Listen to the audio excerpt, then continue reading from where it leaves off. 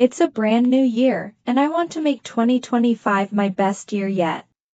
So, today, I'm writing my New Year's resolutions. But wait.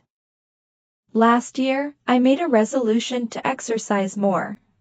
But I only kept it for 2 months. Why is it so hard to keep resolutions? So this year I made a better plan. Here are 10 common New Year's resolutions.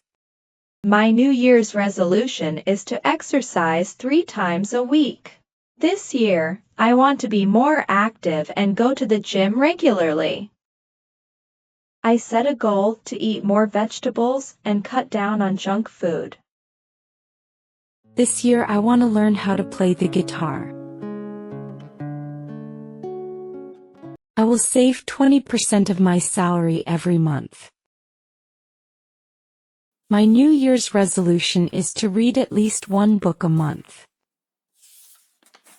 I will spend less time on social media and more time with my family. I set a goal to declutter my room and keep my workspace clean. I plan to visit at least 3 new countries this year. This year I will leave work on time and spend more time with loved ones. I will practice speaking English for 10 minutes every day. Now you know 10 common resolutions. Which one is your New Year's resolution? Write it in the comments below.